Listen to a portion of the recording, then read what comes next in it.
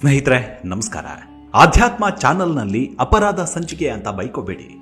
ಈ ಸಂಚಿಕೆ ನಿಜಕ್ಕೂ ವಿಶೇಷವಾದದ್ದು. ನಮ್ಮ ಮನೆ ಮಗಳು ಸೌಜನ್ಯ ಪರವಾಗಿ ಧ್ವನಿ ಎತ್ತುವ ಕರ್ತವ್ಯ ನಮ್ಮೆಲ್ಲರದ್ದು. ಆತ್ಮಕ್ಕೆ ಆದ್ಯತೆ ಕೊಡುವುದೇ ಆಧ್ಯಾತ್ಮ ಅಂದಮೇಲೆ ಇದು ನಮ್ಮ ಕರ್ತವ್ಯವೇ ತಾನೆ. ಸೊ ಜಸ್ಟಿಸ್ ಫಾರ್ ಸೌಜನ್ಯ ಪರವಾಗಿ ನಮ್ಮ ನಂಬಿಕೆಯ ಬೆಂಬಲವೂ ಸದಾ ಕಾಲವಿರುತ್ತೆ. ಸ್ನೇಹಿತರೆ, ಅದು 10 ಅಕ್ಟೋಬರ್ 2012. ಇಡೀ ರಾಜ್ಯವೇ ಬೆಚ್ಚಿಬಿದ್ದ ಘಟನೆಯೊಂದು ಬಹಿರಂಗವಾಗಿತ್ತು. ಉಜಿರೆಯ ಡಿಎಂ ಕಾಲೇಜಿನಲ್ಲಿ ಸೆಕೆಂಡ್ PUC ಓದ್ತಿದ್ದ ಸೌಜನ್ಯ ಎಂಬ ವಿದ್ಯಾರ್ಥಿನಿ ನಿರ್ದಯವಾಗಿ ಅತ್ಯಾಚಾರಕ್ಕೊಳಗಾಗಿ ಅಮಾನುಷವಾಗಿ ಹತ್ಯೆಯಾಗ್ತಾಳೆ. ಪಾಂಗಳ ಎಂಬ ಆಕೆಯ ಮನೆಯಿಂದ ಕೇವಲ 10 ನಿಮಿಷದ ದೂರದಲ್ಲಿ ಆಕೆಯ ಮೃತದೇಹ ಪತ್ತೆಯಾಗಿತ್ತು. ಆ ಶವದ ಸ್ಥಿತಿ ನೋಡಿದ್ರೆ ಇಂತಹ ಸಾವು ಯಾವ ಶತ್ರುವಿಗೂ ಅಥವಾ ಆತನ ಮನೆಯ ಹೆಣ್ಣು ಮಕ್ಕಳಿಗೆ ಬೇಡ ಅಂತ ದೇವರಿಗೆ ಕೈ ಮುಗಿಬೇಕು ಅನಿಸ್ತಿತ್ತು. ದಾರಿ ಪಕ್ಕದ ತೊರೆಯ ಬಳಿ ಆಕೆಯ ಶವ ಬಿದ್ದಿತ್ತು. ಆಕೆಯ 2 ಕೈಗಳನ್ನ ಮರಕ್ಕೆ ಕಟ್ಟಿ ಹಾಕಲಾಗಿತ್ತು. ಇಡೀ ದೇಹ ಬೆತ್ತಲೆ, ಮೈ ಮೇಲೆ ಹೊಡೆದ ಮತ್ತು ಕಚ್ಚಿದ ಗಾಯಗಳು, ಎದೆಯ ಮೂಳೆಗಳು ಮುರಿದು ಹೋಗಿದ್ವು. ಇದೆಲ್ಲಕ್ಕಿಂತ ಭೀಕರವಾದದ್ದು ಅಂದ್ರೆ ಆಕೆಯ ಮರ್ಮಾಂಗಕ್ಕೆ ಮಣ್ಣು ತುಂಬಲಾಗಿತ್ತು. ಪೋಸ್ಟ್ ಮಾರ್ಟಮ್ ರಿಪೋರ್ಟ್ ಪ್ರಕಾರ ಗರ್ಭಕೋಶದವರೆಗೂ 5-6 ಇಂಚು ಮಣ್ಣು ತುಂಬಿ ಅದರ ಮೇಲೆ ಜೋರಾಗಿ ಜಜ್ಜಲಾಗಿದೆಯಂತೆ. ಆ ಕ್ರೂರ ಮನಸ್ಥಿತಿಯಾದರೂ ಎಂಥದ್ದಿರಬೇಕು? ಈ ಅಮಾಯಕ ಹುಡುಗಿಗೆ ಬಂದಂತಹ ಭೀಕರ ಸಾವು ನಿಜಕ್ಕೂ ಯಾರಿಗೂ ಬರಬಾರದು. ಅದು ದುರ್ದೈವ. ಪವಾಡ ಪುಣ್ಯ ಭೂಮಿಯಲ್ಲಿ ಆಕೆಯ ನೆರವಿಗೆ ಆ ಕಗ್ಗತ್ತಲ ರಾತ್ರಿ ಯಾರೂ ಬರಲಿಲ್ಲ. ಮಂಜುನಾಥ ಸ್ವಾಮಿಯು ಅಸಹಾಯಕನಾಗಿ ಎಲ್ಲವನ್ನೂ ನೋಡುತ್ತಾ ಕುಳಿತು ಬಿಟ್ಟಿದ್ದ. ಇದಾಗಿ 13 ವರ್ಷಗಳು ಕಳೆಯುತ್ತಾ ಬಂದರೂ ಕೂಡ ಆ ಬಡಪಾಯಿ ಹುಡುಗಿಗೆ ಇವತ್ತಿಗೂ ನ್ಯಾಯ ಸಿಕ್ಕಿಲ್ಲ. ಈ ಪ್ರಕರಣದಲ್ಲಿ ಸಂತೋಷ್ ಕುಮಾರ್ ಎಂಬ ಹೋಟೆಲ್ನಲ್ಲಿ ಕೆಲಸ ಮಾಡಿಕೊಂಡಿದ್ದ ಒಬ್ಬ ಕಾರ್ಮಿಕ ಆರೋಪಿ ಅಂತ ಹೇಳಲಾಗ್ತಿತ್ತು. ಕಳೆದ ವರ್ಷ ಕೋರ್ಟಿನ ತೀರ್ಪು ಬರುವವರೆಗೆ ಈ ಸಂತೋಷ್ ಕುಮಾರ್ ಆರೋಪಿಯೇ ಆಗಿದ್ದ. 16 ವರ್ಷಗಳ ಬಳಿಕ ಆತ ನಿರಪರಾಧಿ ಅಂತ ಹೊರಗಡೆ ಬಂದ. ಆತ ಅಪರಾಧಿ ಅಂತ ಸಾಬೀತು ಮಾಡೋಕೆ ತನಿಖಾಧಿಕಾರಿಗಳು ವಿಫಲರಾದರು. ಆ ದಿನ ಇಬ್ಬರಿಗೆ ಅನ್ಯಾಯವಾಗಿತ್ತು. ಸಂತ್ರಸ್ತೆ ಸೌಜನ್ಯಳಿಗೆ ನ್ಯಾಯ ಸಿಗಲಿಲ್ಲ. ಈ ನಿರಪರಾಧಿ ಸಂತೋಷ್ ಕುಮಾರ್ ರಾವ್ಗೂ 16 ವರ್ಷ ಜೈಲಲ್ಲಿ ಕಳೆದು ತನ್ನ ಬದುಕಿನ ಬಹುದೊಡ್ಡ ಸಮಯವನ್ನ ಹಾಳು ಮಾಡಿಕೊಂಡು ಜನರಿಂದ ಛೀ ಥೂ ಅನಿಸಿಕೊಂಡಿದ್ದ. ಈ ಇಬ್ಬರಿಗೂ ನ್ಯಾಯ ಸಿಗಲೇ ಇಲ್ಲ. ಸರಿ, ಸಂತೋಷ್ ಕುಮಾರ್ ಆರೋಪಿ ಅಲ್ಲ ಅಂತಾಯ್ತು. ಹಾಗಿದ್ರೆ ಆರೋಪಿ ಯಾರು? ಇವತ್ತಿಗೂ ಇದು ಕಗ್ಗಂಟಾಗಿ ಉಳಿದಿದೆ. ಮನೆ ಮಗಳನ್ನ ಕಳೆದುಕೊಂಡಂತೆ ಜನ ಬೀದಿಗಿಳಿದು ಹೋರಾಟವನ್ನ ಮಾಡಿದ್ರು. ಎಷ್ಟೋ ಪ್ರತಿಭಟನೆಗಳು ಕೂಡ ಮಾಡಿದ್ರು. ಆದ್ರೂ ಆರೋಪಿಯ ಸುಳಿವು ಸಿಗಲೇ ಇಲ್ಲ. ಆದ್ರೆ ಇಲ್ಲಿ ಆಗಿದ್ದೇನಂದ್ರೆ, ಒಂದು ಕೇಸನ್ನ ತನಿಖಾಧಿಕಾರಿ ಸರಿಯಾದ ರೀತಿಯಲ್ಲಿ ತನಿಖೆ ಮಾಡದೆ ಬೇರೊಬ್ಬನನ್ನ ಫಿಟ್ ಮಾಡಿದ್ದಾನೆ ಅಂದ್ರೆ ಆ ತನಿಖಾಧಿಕಾರಿ ಪ್ರಭಾವಕ್ಕೆ ಒಳಗಾಗಿದ್ದಾನೆ ಅನ್ನೋದು ಸಹಜ. ಅವನು ಪ್ರಭಾವಕ್ಕೆ ಒಳಗಾಗಿದ್ದಾನೆ ಅಂದ್ರೆ ಆ ಊರಲ್ಲಿ ಪ್ರಭಾವ ಬೀರುವಂತಹ ಜನ ಯಾರು? ಅವರೇ ಇನ್ಯಾರು ಅನ್ನೋ ಮನೋಭಾವ ಬೆಳೀತು ಜನರಲ್ಲಿ. ಊರಿನ ದೊಡ್ಡ ಗೌಡ್ರು ಎನಿಸಿಕೊಂಡವರ ಕುಟುಂಬದಲ್ಲೇ ಯಾರೋ ಇದನ್ನ ಮಾಡಿದ್ದಾರೆ ಅನ್ನೋ ಒಂದು ಅಲಿಖಿತ ಮತ್ತು ಕಲ್ಪಿತ ಮಾತು ಎಲ್ಲರ ಮನಸ್ಸೊಳಗೆ ಸುಳಿಯಲು ಶುರುವಾಯಿತು. ಇನ್ನು ಈ ಸಮೀರ್ MD ವಿಚಾರಕ್ಕೆ ಬರೋಣ. ಕಳೆದ ವರ್ಷ ಸಂತೋಷ್ ಕುಮಾರ್ ನಿರಪರಾಧಿ ಅಂತ ಕೋರ್ಟ್ ತೀರ್ಪು ಹೊರಬೀಳುತ್ತಿದ್ದಂತೆ ಸೌಜನ್ಯ ಕೇಸ್ ಮತ್ತೊಮ್ಮೆ ಸುದ್ದಿಯಾಗಿತ್ತು. ಆ ದಿನ ಬ್ರೇಕಿಂಗ್ ಮಾಧ್ಯಮಗಳು ಇಡೀ ದಿನ ಸುದ್ದಿಯನ್ನ ಬಿತ್ತರಿಸಿದವು. ಆ ಬಳಿಕ ಮತ್ತೆ ಸೌಜನ್ಯ ಕೇಸ್ ಸೈಲೆಂಟ್ ಆಯಿತು. ಆದ್ರೆ ಆವತ್ತು ಇದನ್ನ ಪ್ರಶ್ನೆ ಮಾಡಲೇ ಇಲ್ಲ. ಸಂತೋಷ್ ಕುಮಾರ್ ಆಕೆಯನ್ನ ಅತ್ಯಾಚಾರ ಮಾಡಿ ಹತ್ಯೆ ಮಾಡಿಲ್ಲ ಅಂದ್ರೆ ಮಾಡಿದವರು ಯಾರು? ಹಾಗಿದ್ರೆ ಇದು ನೋ ಒನ್ ಕಿಲ್ಡ್ ಜೆಸಿಕಾ ಅನ್ನೋ ಥರ ಆಯ್ತಾ? ಹಾಗಿಲ್ಲ. ಇಲ್ಲಿ ಆಗಿದ್ದೇನು ಅಂದ್ರೆ ತನಿಖಾಧಿಕಾರಿಯ ತಪ್ಪು. ನೀವು ಯಾವುದೇ ದಿಕ್ಕಿನಿಂದ ನೋಡಿದ್ರು ಇಲ್ಲಿ ಅತಿ ದೊಡ್ಡ ಲೋಪ ಕಾಣಿಸೋದು ತನಿಖಾಧಿಕಾರಿಯದ್ದು. ಆದ್ರೆ ಸಮೀರ್ MD ವಿಡಿಯೋ ಮಾಡಿದ್ದೆ ಊರಿನ ದೊಡ್ಡವರೇ ಕೊಲೆ ಮಾಡಿದ್ರಾ ಅನ್ನೋ ಟ್ಯಾಗ್ ಲೈನ್ ಇಟ್ಕೊಂಡು. ಅಂದ್ರೆ ಇಡೀ ವಿಡಿಯೋದಲ್ಲಿ ಆತ ಎಲ್ಲೂ ಕೂಡ ದೊಡ್ಡವರ ಹೆಸರು ತೆಗೆದುಕೊಳ್ಳೋದೇ ಇಲ್ಲ. ಆದ್ರೆ ವಿಡಿಯೋ ನೋಡೋ ಪ್ರತಿ ಹಂತದಲ್ಲೂ ದೊಡ್ಡವರೇ ಮಾಡಿದ್ರಾ ಅನ್ನೋ ಥರ ಆ ವಿಡಿಯೋ ಫೀಲ್ ಮಾಡಿಸುತ್ತೆ. ಇದೇ ಈಗ ಕೆಲವರಿಂದ ವಿರೋಧ ಮತ್ತು ಕೆಲವರಿಂದ ಶಭಾಷ್ ಅನಿಸಿಕೊಳ್ಳೋ ತರ ಮಾಡಿರೋದು. ಈ ವಿಡಿಯೋ ವೈರಲ್ ಆಗಿರೋ ರೇಂಜ್ ನೋಡಿದ ಬಳ್ಳಾರಿ ಕೌಲ್ ಬಜಾರ್ ಪೊಲೀಸರು ಒಂದು ಸುಮೋಟೋ ಕೇಸ್ ದಾಖಲಿಸಿಕೊಂಡ್ರು. ಆದ್ರೆ ವಿಚಿತ್ರ ಏನು ಗೊತ್ತಾ? ಎಷ್ಟೋ ಬಾರಿ ಒಂದು ಕೇಸ್ ದಾಖಲಿಸೋದಕ್ಕೆ ಎಷ್ಟೋ ಜನ ಎಷ್ಟೋ ಬಾರಿ ಠಾಣೆಗೆ ಅಲೆದರೂ ಕೂಡ ಕೇಸ್ ದಾಖಲಾಗೋದೇ ಇಲ್ಲ. ಇದೇ ಸೌಜನ್ಯ ತಂದೆ ತಾಯಿ ರಾತ್ರಿ ಠಾಣೆಗೆ ಹೋಗಿ ಕೇಸ್ ಕೊಟ್ರೆ 24 ಗಂಟೆ ಕಳಿಬೇಕು ಅಂತ ಹೇಳಿ ವಾಪಸ್ ಕಳುಹಿಸಿಕೊಡ್ತಾರೆ. ಆದ್ರೆ ಸಮೀರ್ ಹಾಕಿದ ವಿಡಿಯೋ ಕೇಸ್ನಲ್ಲಿ ಸುಮೋಟೋ ಕೇಸ್ ಅಂದ್ರೆ ಸ್ವಯಂ ಪ್ರೇರಿತವಾಗಿ ಕೇಸ್ ದಾಖಲಿಸಿಕೊಂಡ್ರು. ಅಲ್ಲದೆ ರಾತ್ರೋರಾತ್ರಿ ಅಂದ್ರೆ 1:30 ಸುಮಾರಿಗೆ ಆತನ ಮನೆಯ ಬಾಗಿಲು ಬಾರಿಸಿದ್ರು. ಆ ರಾತ್ರಿ ಪೊಲೀಸರು ಬಂಧಿಸಲೇಬೇಕು ಅಂತ ಇರಾದೆ ಹೊಂದಿದ್ರು ಅಂತ ಆರೋಪಿಸಲಾಗಿದೆ. ಆದ್ರೆ ಅದೇ ಹೊತ್ತಿಗೆ ಅದೇನೋ ಕೋ ಇನ್ಸಿಡೆನ್ಸ್ ಗಿರೀಶ್ ಮಟ್ಟಣ್ಣನವರು ಕೂಡ ಸಮೀರ್ ಮನೆಗೆ ಬಂದಿದ್ರು. ಪೊಲೀಸರ ನೋಟಿಸ್ಗೆ ಕಾನೂನು ಪ್ರಕಾರವೇ ಉತ್ತರ ನೀಡಿದ್ರು.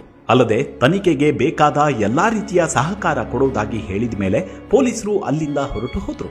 ಪೊಲೀಸರು ಹೋದ ಬಳಿಕ ಮತ್ತೊಂದು ವಿಡಿಯೋ ಮಾಡಿ ಸಮೀರ್ ಮತ್ತು ಗಿರೀಶ್ ಮಟ್ಟಣ್ಣನವರು ಮಾಹಿತಿಯನ್ನ ನೀಡಿದ್ರು. ಅಲ್ಲದೆ ಜನರಲ್ಲಿ ಶಾಂತಿ ಕದಡದಂತೆ ಮನವಿಯನ್ನು ಮಾಡಿದ್ರು. ಹಾಗಿದ್ರೆ ಇಲ್ಲಿ ಸಮೀರ್ ಎಂಡಿ ಬಂಧನವಾಗತ್ತಾ? ಅವರು ಅರೆಸ್ಟ್ ಮಾಡುವಂತಹ ತಪ್ಪು ಮಾಡಿದ್ದಾರೆ. ಸಮೀರ್ ಮನೆಗೆ ಪೊಲೀಸರು ಬಂದು ನೋಟಿಸ್ ಕೊಡ್ತಿದ್ದಂತೆ ಸೌಜನ್ಯ ಪರ ಹೋರಾಟ ಮಾಡ್ತಿರೋರು ಹೈಕೋರ್ಟ್ಗೆ ಒಂದು ಅರ್ಜಿಯನ್ನ ಸಲ್ಲಿಸಿದ್ರು. ಜಸ್ಟಿಸ್ ನಾಗಪ್ರಸನ್ನ ಅವರಿದ್ದ ಪೀಠದಲ್ಲಿ ಈ ಬಗ್ಗೆ ವಾದ ಪ್ರತಿವಾದ ಕೂಡ ನಡೀತು.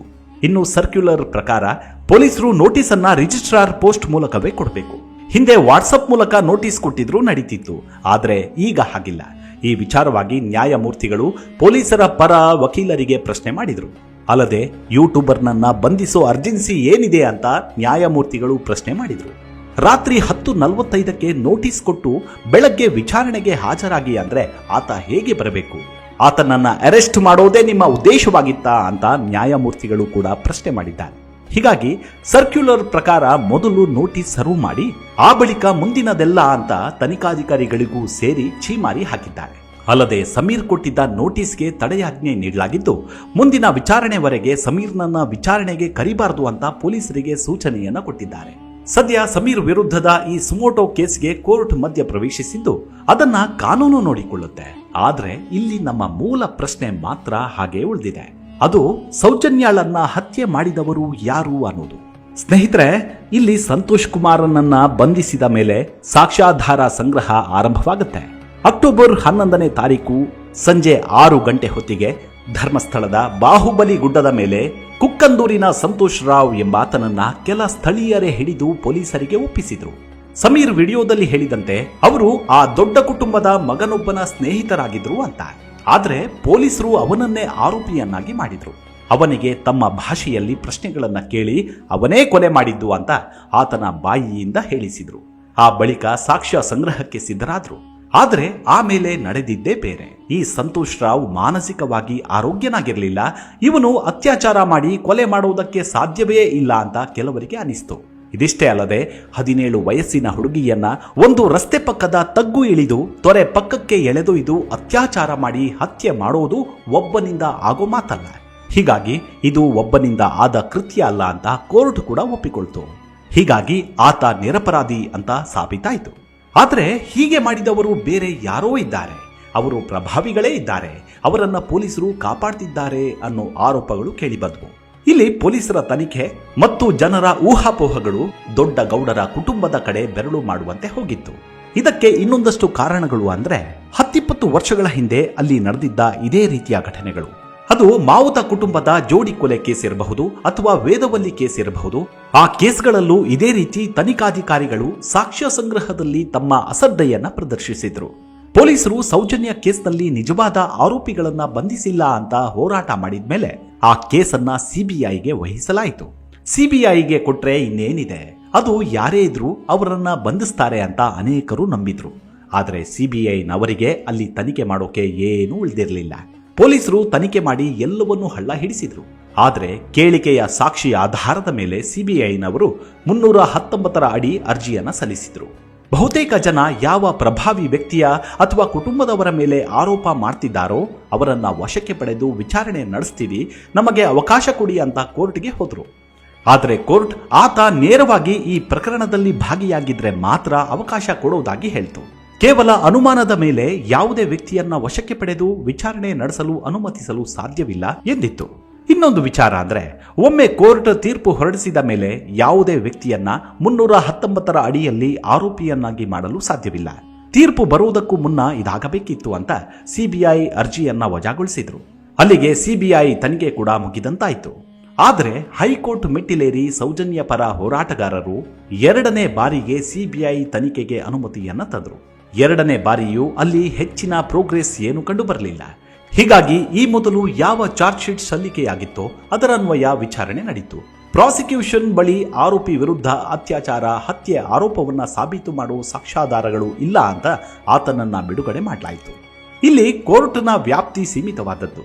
ಆದರೆ ತನಿಖಾಧಿಕಾರಿಗಳ ವ್ಯಾಪ್ತಿ ಮಾತ್ರ ದೊಡ್ಡದು. ಅವರು ಸರಿಯಾದ ಸಾಕ್ಷ್ಯವನ್ನ ಸಂಗ್ರಹಿಸಿ ಆರೋಪಿಗೆ ಶಿಕ್ಷೆ ಕೊಡಿಸಲೇಬೇಕು ಅಂತ ಮನಸ್ಸು ಮಾಡಿದ್ರೆ ಶಿಕ್ಷೆ ಕೊಟ್ಟೇ ಕೊಡಿಸಬಹುದು. ಅದಕ್ಕೆ ಬೇಕಾದ ಎಲ್ಲಾ ಸಾಕ್ಷ್ಯಗಳನ್ನು ಸಂಗ್ರಹಿಸುವ ಅವಕಾಶ, ಶಕ್ತಿ, ಸಾಮರ್ಥ್ಯ ಮತ್ತು ಅಧಿಕಾರ ಎಲ್ಲ ತನಿಖಾ ಸಿಬ್ಬಂದಿ ಮತ್ತು ತನಿಖಾಧಿಕಾರಿಗೆ ಇರುತ್ತೆ. ಆದರೆ ಸೌಜನ್ಯ ಕೇಸ್ನಲ್ಲಿ ಪ್ರಾರಂಭದಲ್ಲೇ ಎಲ್ಲ ಸಾಕ್ಷಿಗಳನ್ನ ನಾಶ ಮಾಡಲಾಗಿತ್ತು. ಆಮೇಲೆ ಒಬ್ಬ ಅಶಕ್ತ ವ್ಯಕ್ತಿಯ ಮೇಲೆ ಚಾರ್ಜ್ ಶೀಟ್ ಹಾಕಿ ಕೈ ತೊಳೆದುಕೊಂಡು ಬಿಟ್ಟಿದ್ರು. ನ್ಯಾಯಾಲಯ ತನ್ನ ಮುಂದಿರೋ ಸಾಕ್ಷಿಗಳ ಆಧಾರದ ಮೇಲೆ ನೋಡಿದಾಗ ಆ ವ್ಯಕ್ತಿಯ ಪಾತ್ರ ಈ ಕೇಸ್ನಲ್ಲಿ ಕಾಣಿಸಲೇ ಇಲ್ಲ. ಹೀಗಾಗಿ ಆತನನ್ನ ಬಿಡುಗಡೆಗೊಳಿಸಿತ್ತು. ಆದರೆ ಮೂಲ ಪ್ರಶ್ನೆ ಮತ್ತದೇ ನ್ಯಾಯ ಕೇಳುತ್ತಾ ಕುಳಿತು ಬಿಟ್ಟಿದೆ. ಅಲ್ಲಿ ಸೌಜನ್ಯ ಕೊಲೆಯಾಗಿದ್ದು ನಿಜ, ಆಕೆ ಮೇಲೆ ಅತ್ಯಾಚಾರವಾಗಿದ್ದು ನಿಜ. ಆದರೆ ಅದು ಸಂತೋಷ್ ರಾವ್ ಮಾಡಿದ್ದಲ್ಲ. ಹಾಗಿದ್ರೆ ಮಾಡಿದವರು ಯಾರು? ಯೂಟ್ಯೂಬ್, ಇನ್ಸ್ಟಾಗ್ರಾಮ್ ಅಥವಾ ಫೇಸ್ಬುಕ್ನಲ್ಲಿ ಪೋಸ್ಟ್ ಹಾಕೋದ್ರಿಂದ ಸೌಜನ್ಯ ಹತ್ಯೆ ಆರೋಪಿ ಸಿಕ್ಕಿಬಿಡ್ತಾನ? ಆತನಿಗೆ ಶಿಕ್ಷೆಯಾಗುತ್ತಾ? ಈಗ ಸೌಜನ್ಯ ಪರ ಹೋರಾಟಗಾರರು ಅಥವಾ ಅವರ ಪೋಷಕರಿಗೆ ಹೋರಾಟಕ್ಕೆ ಇರೋ ಕಾನೂನು ದಾರಿಗಳು ಯಾವುವು ಅನ್ನೋದನ್ನ ಗಮನಿಸಿದ್ರೆ, ಕಳೆದ ವರ್ಷ ಸಂತೋಷ್ ರಾವ್ ಜೈಲಿನಿಂದ ನಿರಪರಾಧಿಯಾಗಿ ಬಿಡುಗಡೆಯಾದಾಗ ವಕೀಲರು ಈ ಬಗ್ಗೆ ಮಾತನಾಡಿದರು. ಅವರು ಹೇಳೋ ಪ್ರಕಾರ ಒಮ್ಮೆ ತೀರ್ಪು ಬಂದ ನಂತರ ಒಬ್ಬ ನಿರಪರಾಧಿ ಬಿಡುಗಡೆಯಾದ ನಂತರ ಆತನ ಬಿಡುಗಡೆಯ ವಿರುದ್ಧವಾಗಿ ಮೇಲ್ಮನವಿ ಸಲ್ಲಿಸಬಹುದು. ಇದು ಕೂಡ ಯಾವಾಗ ಸಾಧ್ಯವಾಗುತ್ತೆ ಅಂದ್ರೆ ಅಪರಾಧಿ ವಿರುದ್ಧ ಬಲವಾದ ಸಾಕ್ಷಿಗಳು ಇದ್ದಾಗ. ಆದರೆ ಹೋರಾಟಗಾರರ ಮೂಲ ಇರೋದೇ ಇಲ್ಲಿ ಸಂತೋಷ್ ರಾವ್ ಆರೋಪಿಯೇ ಅಲ್ಲ ಅಂತ ಅವರು ಹೇಳಿದ್ದಾರೆ. ಹೀಗಾಗಿ ಆತನ ಬಿಡುಗಡೆಯ ವಿರುದ್ಧವೇ ಈಗ ಮೇಲ್ಮನವಿ ಸಲ್ಲಿಸಬಹುದು ಅಷ್ಟೇ. ಆತನ ಬಿಡುಗಡೆ ಮಾಡಿದ್ದು ತಪ್ಪು, ಆತನೇ ಅಪರಾಧಿ ಅಂತ ಅವರು ಸಾಬೀತು ಮಾಡಬೇಕಾಗತ್ತೆ. ಆಗ ಕೋರ್ಟ್ ಮತ್ತೆ ವಿಚಾರಣೆ ಕೈಗೆತ್ತಿಕೊಳ್ಳಬಹುದು. ಇಂತಹ ಸಮಯದಲ್ಲಿ ಮತ್ತೆ ತನಿಖೆ ಆಗಲಿ ಅಂತ ಕೋರ್ಟ್ಗೆ ಅರ್ಜಿ ಸಲ್ಲಿಸುವುದಕ್ಕೂ ಸಾಧ್ಯವಿಲ್ಲ. ಯಾಕಂದ್ರೆ ಈ ಹಿಂದೆಯೇ ಹೈಕೋರ್ಟ್ ಆವತ್ತಿನ ಅರ್ಜಿಯನ್ನ ತಿರಸ್ಕರಿಸಿ ಆಗಿದೆ. ಈ ಹಂತದಲ್ಲಿ ಅನುಮಾನ ಇರೋ ಆರೋಪಿಗಳನ್ನ ವಶಕ್ಕೆ ಪಡೆದು ವಿಚಾರಣೆ ನಡೆಸಿ ಅಂತ ಅರ್ಜಿ ಸಲ್ಲಿಸುವುದಕ್ಕೆ ಸಾಧ್ಯವಾಗದೇ ಇರಬಹುದು. ಆದ್ರೆ ನ್ಯಾಯಾಂಗ ವ್ಯವಸ್ಥೆ ಮನಸ್ಸು ಮಾಡಿದ್ರೆ ಸಾಧ್ಯವಿದೆ ಅಂತ ವಕೀಲರು ಹೇಳ್ತಾರೆ. ತನಿಖಾಧಿಕಾರಿಗಳು ಮನಸ್ಸು ಮಾಡಿದ್ರೆ ನಿಜವಾದ ಆರೋಪಿಗಳಿಗೆ ಶಿಕ್ಷೆ ಕೊಡಿಸಬಹುದಾಗಿತ್ತು. ಆದರೆ ಈಗ ಆ ಎಲ್ಲ ಹಂತಗಳ ಬಾಗಿಲು ಮುಚ್ಚಿ ಹೋಗಿವೆ. ಈಗ ಏನಿದ್ರು ಸಂತೋಷ್ ರಾವ್ ವಿರುದ್ಧ ಮೇಲ್ಮನವಿ ಸಲ್ಲಿಸಬಹುದಷ್ಟೇ. ಆದ್ರೆ ಹೀಗೆ ಮೇಲ್ಮನವಿ ಸಲ್ಲಿಸಿ ಮೂಲ ಆರೋಪಿಗಳಿಗೆ ಶಿಕ್ಷೆ ಕೊಡಿಸೋ ಸಾಧ್ಯತೆ ತೀರಾ ಸಾಧ್ಯತೆ ಕಡಿಮೆ. ಇನ್ನೊಂದು ವಿಚಾರ ಅಂದ್ರೆ, ಪ್ರತಿ ಕೇಸ್ನಲ್ಲೂ ತನಿಖಾಧಿಕಾರಿಯೇ ಸಾಕ್ಷಿಯೇ ಇಲ್ಲದಂತೆ ಅಥವಾ ಅದನ್ನ ಸರಿಯಾದ ರೀತಿಯಲ್ಲಿ ಸಂಗ್ರಹಿಸದೆ ಇಡೀ ಕೇಸ್ ಹಳ್ಳ ಹಿಡಿಯುವಂತೆ ಮಾಡಿದ್ದೇ ಅವರು. ಹೀಗಾಗಿ ಈ ಕೇಸ್ನಲ್ಲಿ ತನಿಖಾಧಿಕಾರಿಯನ್ನೇ ಹೊಣೆ ಮಾಡಬೇಕಿತ್ತು. ವಿಚಿತ್ರ ಅಂದ್ರೆ ನಮ್ಮ ಕಾನೂನಿನಲ್ಲಿ ಸರಿಯಾದ ಸಾಕ್ಷಿಯನ್ನ ಕಲೆ ಹಾಕದ ಯಾವ ತನಿಖಾಧಿಕಾರಿಗೂ ಯಾವ ಶಿಕ್ಷೆಯಾಗ್ಲಿ ಕ್ರಮವಾಗ್ಲಿ ಇಲ್ಲ. ಎಲ್ಲ ತನಿಖಾಧಿಕಾರಿಗಳಿಗೂ ಇದೇ ಒಂದು ದೊಡ್ಡ ಅಂದ್ರೆ ಅತಿ ದೊಡ್ಡ ಅಡ್ವಾಂಟೇಜ್.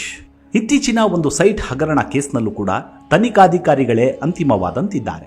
ಹೀಗಾಗಿ ಈ ಬಗ್ಗೆ ಒಂದು ಕಾನೂನಿನ ಅವಶ್ಯಕತೆ ಇದೆ.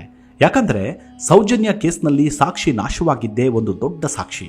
ಈಗ ಸಿಬಿಐ ಬಿಡಿ, ಖುದ್ದು FBI ಬಂದ್ರೂ ಕೂಡ ಈ ಕೇಸ್ನ ಜಾಡು ತುಂಬಾನೇ ಕಷ್ಟ.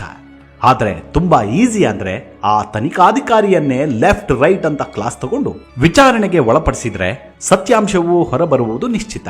ಈ ಕೆಲಸವನ್ನೇಕೆ ಮಾಡಬಾರದು? ಇನ್ನು ಕಣ್ಮುಂದೆನೆ ಸಾಕ್ಷಿ ಇದೆ ಅಲ್ವಾ? ಡೈರೆಕ್ಟ್ ಕರೆಂಟ್ಗೆ ಕೈ ಹಾಕಿದ್ರೆ ಶಾಕ್ ಹೊಡೆಯೋದು ಸಹಜ. ಆದ್ರೆ ಸ್ವಿಚ್ ಬಳಸ್ಕೊಂಡ್ರೆ ಕರೆಂಟ್ ಆಡಿಸಬಹುದಲ್ವಾ? ಇನ್ನು ನ್ಯಾಯ ಕಣ್ಣು ಮುಂದೆಯೇ ಇದೆ. ಅಲ್ಲದೆ ಈ ಕೇಸ್ಗೆ ಕ್ಲೀನ್ ಚಿಟ್ ಅಥವಾ ಮುಕ್ತಿ ಅಂತ ಇಲ್ಲವೇ ಇಲ್ಲ. ಇನ್ನೂ ಕೂಡ ಈ ಸೌಜನ್ಯ ಕೇಸ್ ಬೂದಿ ಮುಚ್ಚಿದ ಕೆಂಡದಂತಿದೆ.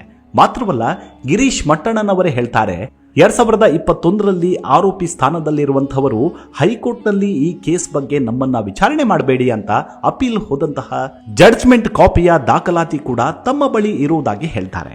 ಆದ್ರೆ ದಾರಿ ತಪ್ಪಿಸಿದ್ದು ಎಲ್ಲಿ ಅಂದ್ರೆ, ನಾವು ಎಂಥದ್ದೇ ತನಿಖೆಗೂ ವಿಚಾರಣೆಗೂ ಬದ್ಧರಾಗಿದ್ದೇವೆ ಅನ್ನೋ ಪಾಲಿಶ್ ಮಾಡುವ ಮಾತುಗಳು ಮಾತ್ರ. ಇಲ್ಲಿ ನಾವೆಲ್ಲರೂ ಗಮನಿಸಬೇಕಾದ ಅಂಶ ಅಂದ್ರೆ, ಆ ಆರೋಪಿಗಳಲ್ಲಿ ಒಬ್ಬನ ಮನೆಯಲ್ಲಿ ಮನೆ ಕೆಲಸ ಮಾಡಿಕೊಂಡಿದ್ದ ವಾರಿಜಾ ಅನ್ನೋ ಯುವತಿಯು ಕೂಡ ಚಿಕ್ಕ ಬಾವಿಯಲ್ಲಿ ಬಿದ್ದು ಸಾಯ್ತಾಳೆ. ಆದ್ರೆ ಹಗ್ಗವು ಅಲ್ಲೇ ಇರುತ್ತೆ. ನವೆಂಬರ್ ತಿಂಗಳು 2013ರಲ್ಲಿ ಸಿಬಿಐ ತೆಕ್ಕೆಗೆ ಕೇಸ್ ಬರುತ್ತೆ. ಆದರೆ ಸೌಜನ್ಯ ಕೇಸ್ನ ಮೇನ್ ಸಾಕ್ಷಿ ರವಿ ಪೂಜಾರಿ ಕೂಡ ಸಿಬಿಐಗೆ ಹಸ್ತಾಂತರವಾದ ನಂತರ ಅವನು ನಿಗೂಢವಾಗಿ ಸಾವನ್ನಪ್ಪುತ್ತಾನೆ. ಆತ್ಮಹತ್ಯೆ ಅಂತ ಅದನ್ನು ಬಿಂಬಿಸಲಾಗುತ್ತೆ. ಅವನೇ ಸೌಜನ್ಯಗೆ ಕೊನೆ ಬಾರಿಗೆ ಊಟ ನೀಡಿದವನು, ಅವಳ ದೇಹವನ್ನ ಡಿಸ್ಪೋಸ್ ಮಾಡಿದವನು. ಕೊನೆಗೆ ಹುಚ್ಚು ಕುಡುಕನಾಗಿದ್ದ ಆತ ಇಡೀ ಊರು ತುಂಬಾ ಚಿಕ್ಕದಣಿ ಮಗನೇ ಕೊಂದ ಅಂತ ಹೇಳಿಕೊಂಡು ತಿರುಗಾಡುವುದಕ್ಕೆ ಶುರು ಮಾಡಿದ್ದ. ಆತನಿಗೆ 25,000 ಹಣ ಕೊಟ್ಟು ಬಾಯಿ ಮುಚ್ಚಿಸೋ ಪ್ರಯತ್ನ ನಡೆಯುತ್ತೆ. ಅದರ ಮರುದಿನಕ್ಕೆ ಅವನ ಹತ್ಯೆಯೋ ನಡೆದು ಹೋಗುತ್ತೆ. ಈ ವಿಚಾರವನ್ನು ಕೂಡ ಗಿರೀಶ್ ಮಟ್ಟಣ್ಣನವರು ಪ್ರಸ್ತಾಪ ಮಾಡ್ತಾರೆ. ಹೀಗೆ ವಿಟ್ನೆಸ್ಗಳಾಗಿದ್ದ ಗೋಪಾಲಕೃಷ್ಣ, ದಿನೇಶ್ ಗೌಡರೆಲ್ಲರೂ ನಿಗೂಢವಾಗಿ ಕೊಲೆಯಾಗ್ತಾರೆ. ಈಗ ಸದ್ಯದ ಪರಿಸ್ಥಿತಿಯನ್ನೊಮ್ಮೆ ಅವಲೋಕಿಸಿದಾಗ ಕೇಸ್ ಮುಗಿದೇ ಹೋಗಿದೆ ಅನ್ನೋ ಕಲ್ಪನೆಯಲ್ಲಿ ಬದುಕಿದ್ದಾರೆ ಎಲ್ಲರೂ. ಆದರೆ ಕಾನೂನಿನಲ್ಲಿ ಅವಕಾಶ ಇದೆಯಾ ಅಂದ್ರೆ ಖಂಡಿತವಾಗ್ಲೂ ಇದೆ. ಅದರಲ್ಲಿ ಇರೋ ಅವಕಾಶ ಅಂದ್ರೆ ಒಂದನೇದು, ಸೌಜನ್ಯ ಕುಟುಂಬಸ್ಥರೇ ಮತ್ತೊಮ್ಮೆ ತನಿಖೆ ಸರಿಯಾಗಿಲ್ಲ, ಮತ್ತೊಮ್ಮೆ ತನಿಖೆ ಮಾಡಿ ಅಂತ PIL ಹಾಕಬೇಕು. ಒಂದು ವೇಳೆ ಹಾಕಿದ್ರೆ ಇದರಲ್ಲಿ ಮತ್ತೆ ಸಂತೋಷ್ ರಾವ್ ಬಂಧನವಾಗುತ್ತೆ. ಕೇಸ್ ಇತ್ಯರ್ಥವಾಗುವ ತನಕ ಬಿಡುಗಡೆಯ ಭಾಗ್ಯ ಇರೋಲ್ಲ. ಇನ್ನು ಎರಡನೇ ಅವಕಾಶ ಅಂದ್ರೆ ಈ ಕೇಸ್ನ ತನಿಖೆ ಮಾಡಿದ್ದ ತನಿಖಾಧಿಕಾರಿಯ ವಿರುದ್ಧವಾಗಿ PIL ಹಾಕಬೇಕು. ಆದರೆ ಸಾಕ್ಷ್ಯಾಧಾರಗಳು ಇರಲೇಬೇಕು. ಎಲ್ಲಿ ಭ್ರಷ್ಟಾಚಾರವಾಗಿ ಎಲ್ಲಿ ಲೋಪವಾಗಿದೆ ಅನ್ನೋ ಸೂಕ್ಷ್ಮ ವಿಚಾರಗಳಲ್ಲಿ ಸಾಕ್ಷಿ ಒದಗಿಸಿದ್ರೆ ಕೋರ್ಟ್ನಿಂದ ಮರು ತನಿಖೆಗೆ ಆದೇಶವಿದೆ. ಆದರೆ ಯಾವುದೇ ಸಾಕ್ಷ್ಯಾಧಾರಗಳಿಲ್ಲದೆ ಆ ತನಿಖಾಧಿಕಾರಿಯ ವಿರುದ್ಧ ಆರೋಪ ಮಾಡಿದ್ದೇ ಆದಲ್ಲಿ ಆತ ತನ್ನ ತಪ್ಪಾಯಿತು ಸ್ವಾಮಿ ಅಂತ ತಪ್ಪೊಪ್ಪಿಕೊಂಡ್ರೆ ಬೇಜವಾಬ್ದಾರಿತನ ಅಂತ ಸಸ್ಪೆಂಡ್ ಶಿಕ್ಷೆ ಮಾತ್ರ ಸಿಗುತ್ತೆ. ಆದರೆ ಸಾಕ್ಷಿ ಒದಗಿಸಿದ್ರೆ ಆತನ ವಿರುದ್ಧವೇ ತನಿಖೆ ನಡೆಸಬಹುದಾದ ಅವಕಾಶವನ್ನು ನ್ಯಾಯಾಲಯ ನೀಡಬಹುದು. ಇನ್ನು ಮತ್ತೊಂದು ಅವಕಾಶ ಅಂದ್ರೆ ಆರೋಪಿಗಳ ವಿರುದ್ಧ ಸಾಕ್ಷಿ ನೀಡಿ ಈತನೇ ಕಾರಣಕರ್ತನೆಂದು ದಾಖಲೆಯನ್ನು ಒದಗಿಸಿದ್ರೆ ಮರು ತನಿಖೆಗೆ ಅವಕಾಶವಿದೆ. ಇಂದಿಗೂ ಕೇಸ್ ನ್ಯಾಯಾಲಯದ ಕಟಕಟೆಯಲ್ಲಿರೋದ್ರಿಂದ ಕೇಸ್ಗೆ ಯಾವಾಗ ಬೇಕಾದರೂ ಮರುಜೀವ ಬರಬಹುದು. ಸಾರ್ವಜನಿಕವಾಗಿ ಒಕ್ಕೊರಲ ಧ್ವನಿ ಏರುತ್ತಿದ್ದಾಗ, ಆ ಹೋರಾಟದ ಕಾವು ಜಾಸ್ತಿ ಆದಾಗ ನ್ಯಾಯಾಲಯವೇ ಅಥವಾ ಸರ್ಕಾರವೇ ಕೇಸನ್ನ ರೀಓಪನ್ ಮಾಡುವ ಅವಕಾಶವೂ ಇದೆ. ಇದೆಲ್ಲವೂ ಆಗಬೇಕಂದ್ರೆ ಜನಸೇವೆ ಜನಾರ್ದನ ಸೇವೆ ಅನ್ನೋ ಹಾಗೆ ಜನಾರ್ದನನಂತಿರುವ ಜನರೇ ಧ್ವನಿ ಎತ್ತಬೇಕು. ಆ ಧ್ವನಿಯನ್ನ ಅಲ್ಲಿಗೆ ಮುಟ್ಟಿಸಿದ್ರೆ ಎಲ್ಲವೂ ಸಾಧ್ಯ. ಇನ್ನು ಸಾಕಷ್ಟು ಅವಕಾಶಗಳು ಕೂಡ ಕಾನೂನಿನಲ್ಲಿ ಇದೆ. ಇದಿಷ್ಟು ಸೌಜನ್ಯ ಕೇಸ್ ಕುರಿತಾದ ಸಾಧ್ಯತೆ ಮತ್ತು ಅಸಾಧ್ಯತೆಗಳ ಕುರಿತಾದ ಒಂದಷ್ಟು ಮಾಹಿತಿ. ಮುಂದಿನ ವಿಡಿಯೋದಲ್ಲಿ ಮತ್ತೆ ಭೇಟಿಯಾಗೋಣ. ನಮಸ್ಕಾರ.